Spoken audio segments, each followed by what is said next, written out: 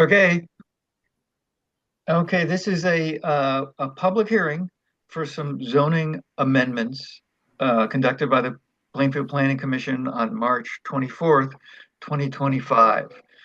I guess we don't need to approve the minutes from the last meeting because this isn't a meeting, it's a hearing.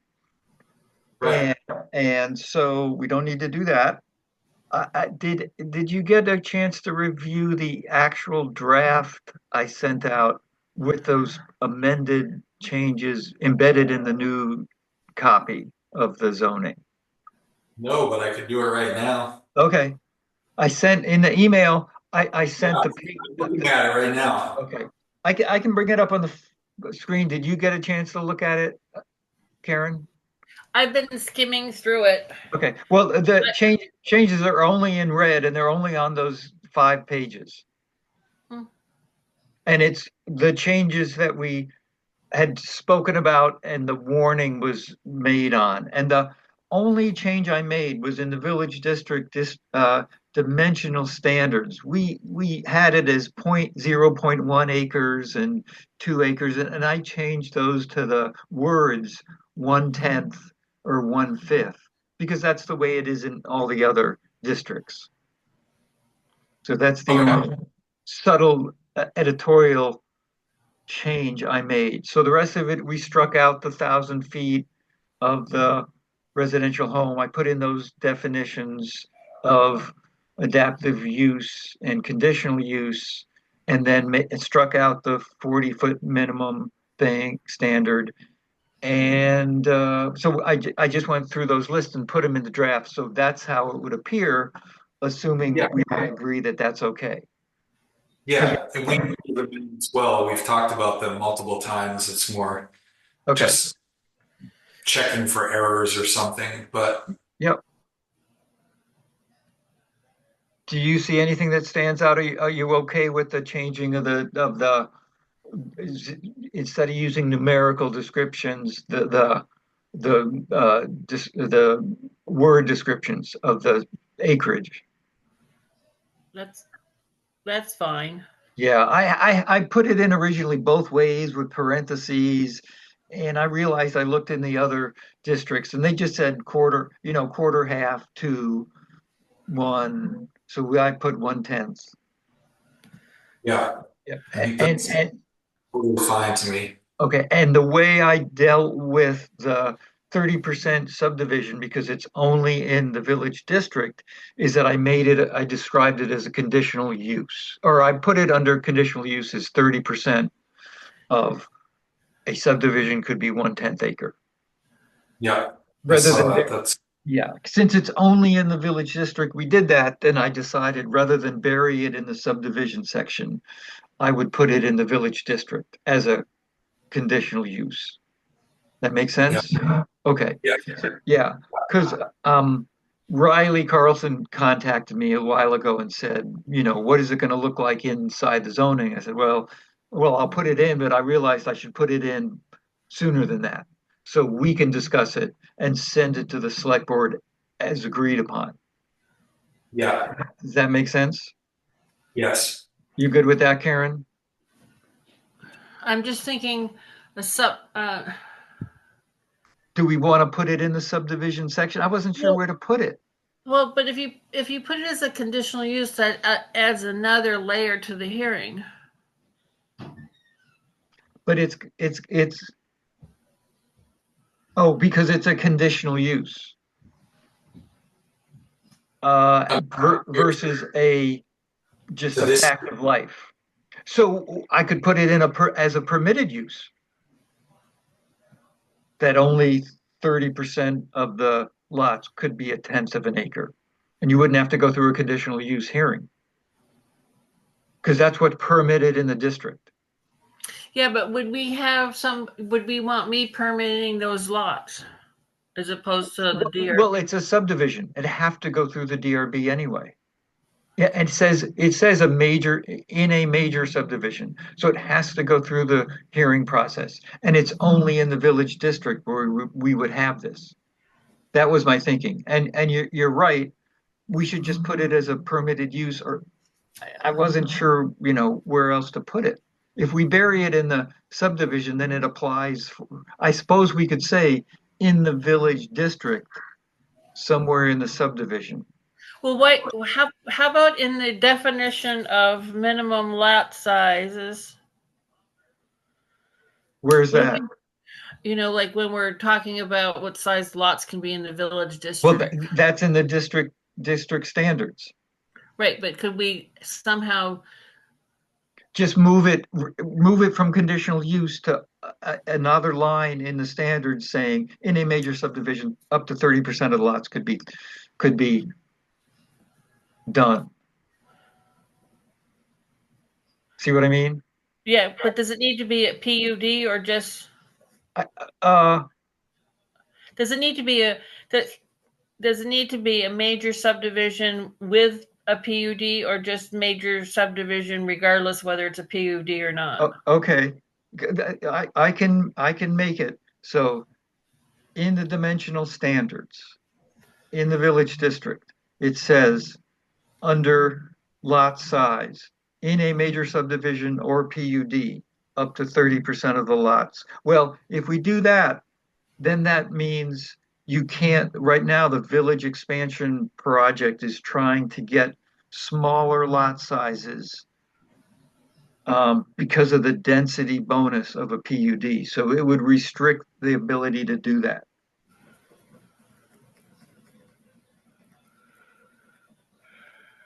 Follow what I'm saying? Let's go back to the original reason why we thought that way. People didn't want a whole subdivision of 1/10 acre lots. So we tossed, and then, or we didn't want too many 1/10 acre lots. So like David Scheckman said, make it a conditional use in the village, did that. And then how big of a subdivision should have 10th acre lots? And at the hearing, everybody agreed upon 30% in a major subdivision. What we didn't discuss is how small you can go in a PUD because that gets somewhat foggy in the density bonus. And I'm still not sure how that works out. So maybe it's only for major subdivisions. We only discussed major subdivisions. We didn't discuss how it would go in a PUD. Clear way to do this would be to add the line in the dimensional standards saying that in a major subdivision, up to 30% of the lots can be under a fifth of an acre, but no smaller than a tenth of an acre. Yes, between a tenth and yes. So I think we do that. That does make more sense to me than putting it in the conditional. Agreed. Clarify what that means for a PUD in the PUD section.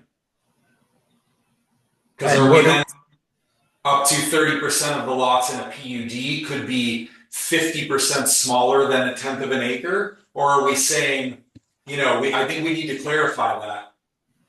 Well, I guess we do, but I'm not sure how we want to do that.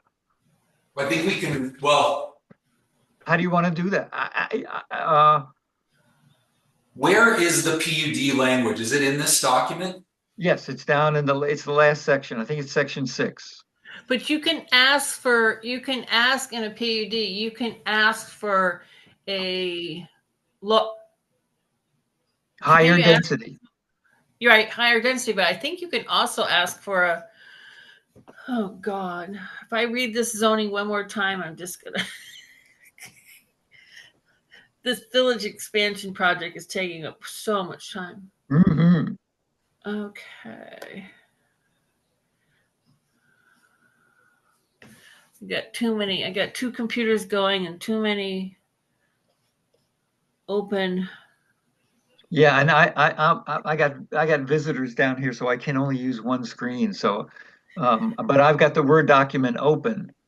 Okay. PUD is section 7.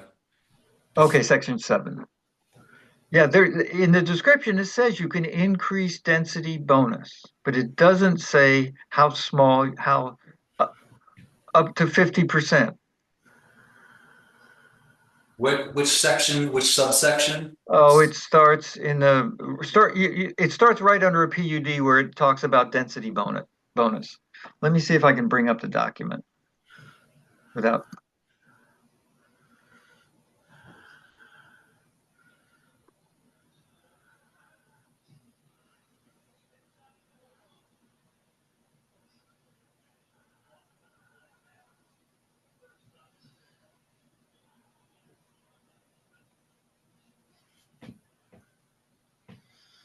Yeah, wait a minute.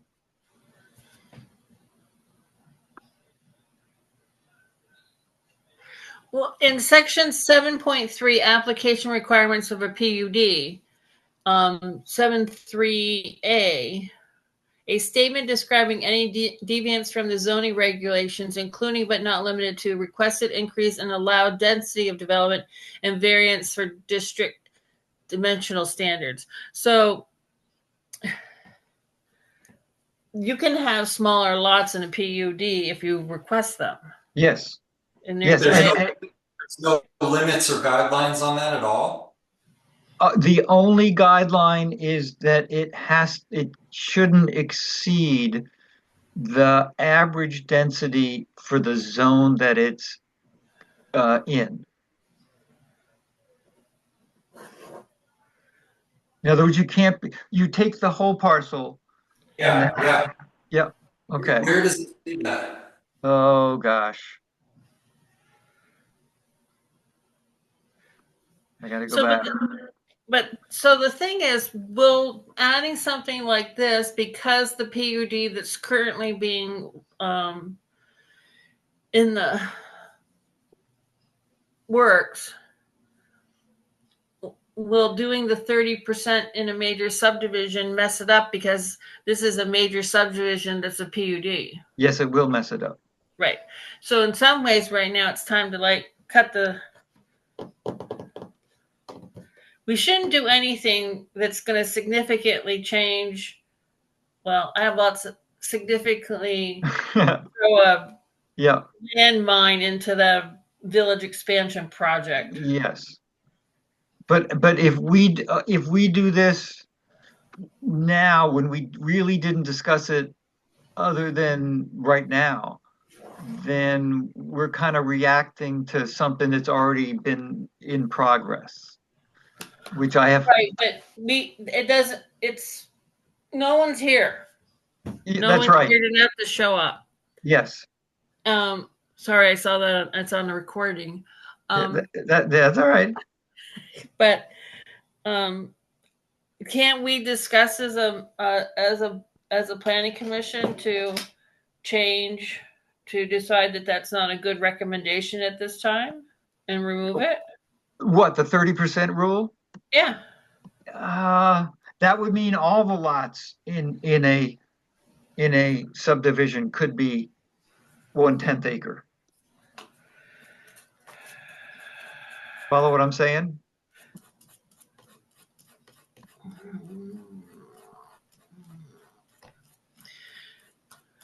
So if we put this in and we think that the 30% rule is going to apply to major subdivisions and then is going to apply to PUDs, then would the person who is applying for the PUD would have to ask for a variance from that part because it's listed under district dimensional standards? No, I think a PUD, if you read the language the way it's written, is that a PUD, the DRB has great discretion in waiving dimensional requirements in a PUD if the PUD has affordable housing and has 50% conserved land. If it meets those two conditions, then the DRB can create higher density than is allowed. Just leave it at that. And the DRB can decide. That's the way it is now. That's the way they filed the application.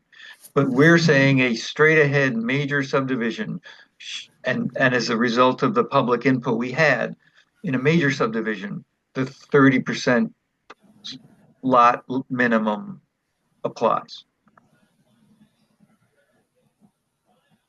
Because that's what we discussed. No, Yeah. right. Okay, so if we want to do the PUDs, I would say we'd want to research that more because the PUD language is clear in allowing the DRB to have flexibility once the conditions, the conserved land affordable housing conditions are met. We may need to go to the Vermont League of Cities and Towns because we don't do PUDs all the time. We barely do major subdivisions. That's what you think. Oh, I mean, we don't do, how many 20 lot subdivisions have Plainfield done? Oh, no, but we got another PUD coming down the pike. Oh, yeah, okay. Well, we'll be good at it by then. Yeah, well, we'll see. Yeah, and I'm sure Goddard might do something too. Who knows? But Well, let yeah, me ask a couple questions. One, I the way this is written in the dimensional standards right now doesn't allow a lot of a tenth of an acre on sewer if it's a minor subdivision. no, it would have to be a minor subdivision is 3 or less. So Right. you can do, if you wanted to do that, you would do it as a conditional use. If you wanted to put a minor if you wanted to do a subdivision in the town, in the village, and you wanted 1 or 2 lots as conditional use, as tenth of an acre, you would apply for a conditional use for those lots, single or double or all 3 of them. No, it wouldn't be. Oh, I see. Lot between 1/5 and 1/10 with public sewer is condition. Sorry, I missed that line. Yep. So, um, it seems to me we could, in the dimensional standards, if we were to say, in a major subdivision, up to 30% of the lots may be between a tenth of an acre and a fifth of an acre, we could add the line that this does not impact density adjustments within a PUD. I don't know if we need to add that line. We can just leave it as is because we haven't mentioned PUDs, so PUDs would stay the same, and the density bonus requirement would be at the discretion of the DRB. They may want, that means going back to the discussions of the subdivision, that means a PUD could have all 10th acre lots if they conserved enough land. I mean, the DRB can kind of do what they need to do. If we say it doesn't apply, I'm just thinking if we say it doesn't apply, it doesn't apply, and we can leave it as it is. So I just think the doesn't apply language is unnecessary and could be confusing. Yeah. So I started to make the change. I got to do some more formatting in Word, which gives me a headache. But I put that sentence that was conditional use below into the dimensional standards. Yeah. And it's stated as part of the dimensional standard, not as a conditional use. And that's a good suggestion from Karen. And that's just the 30% line, but the lot between 1/5 and 1/10 with public sewer stays use. Yes, yes, the conditional use stays the same, and the second red line is the 30% major subdivision. I'm putting that same language in the dimensional standards. That makes sense to me. Okay. Yeah. I agree with that. It was a good suggestion. Yeah. And I think the PUD thing is, I'd rather leave it alone and theoretically our charge is to give directions to the DRB, but I don't think we have enough public input yet to do that in the PUD section. We discussed the major subdivision, we discussed the village, we discussed the conditional use. We did all that. I feel comfortable making these amendment suggestions based on that. We're going to have to do another whole series of amendments, and we could talk about that. That's the kind of thing I think we want to talk with the DRB and see what do they need to know from us. And I think we need to talk to somebody who knows more about PUDs than we do. Yeah. And I think the the village expansion program application, making that assumption that they can have smaller than 10th acre lots relies on that language that gives the waivers to dimensional standards in a PUD. That's all dimensional standards, as far as what it says. And in some ways, that's a good thing because the PUDs create density in trade for affordability and conserve land. So it's in the spirit of the PUD. Yeah. If we Yeah. put if we put the restriction in the 30%, then that's restricting the ability of the DRB to create a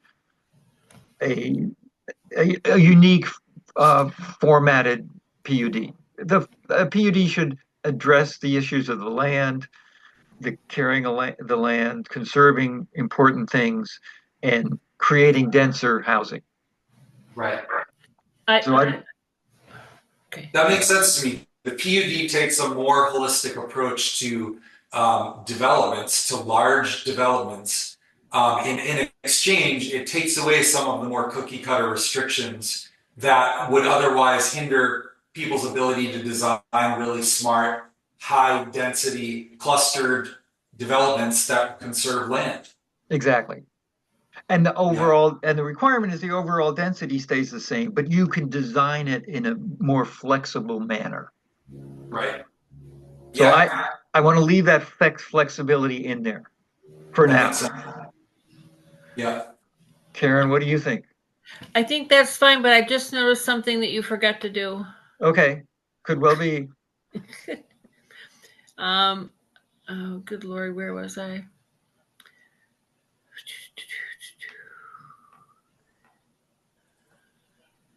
As you say, if I look at the zoning one more time, it's gonna drive me crazy. I got so many. After we conclude this hearing, I need to ask you an opinion. On Okay. section 4.9, Yeah. you need to cross out except no such home shall be considered if it's located within 100 feet of each other, existing or permitted. Oh, I didn't do that in the residential use. No, not in section 4.9. You did it in the definition, but not. Okay. Got it. Okay.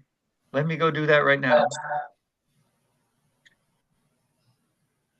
Okay, 4.9. Yeah, I had to send the copy to Nikki at the Regional Planning Commission. She ended up creating a whole new document because there were so many different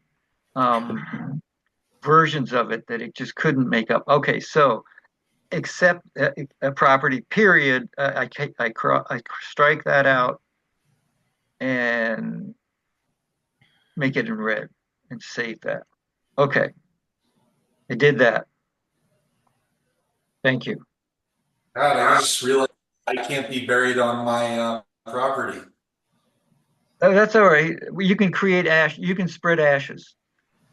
Yeah. You can do that. Well, someone figured out how to. Lynn Walls figured out how to bury him and his wife on their property. Okay. Was it under 2 acres? Oh, they owned a crap load of land. I got 1.3. You got to buy more land to get buried. Don't worry about it now. You're still young. Okay, so do we need a motion? Yeah, a motion to accept the language as changed during the hearing, and we will send it on to the select board for their hearing. So a motion to approve and send on. I'll second that. I'll make the motion. Oh, okay, and Karen will second it. Yep. Okay, all those in favor? Aye. Okay, so I'm gonna conclude the hearing, and then we'll Karen and Jesse, you want to stay on and do any of those questions. So the hearing is officially closed with the motion to move the language as discussed on. So let's see if I can stop the recording.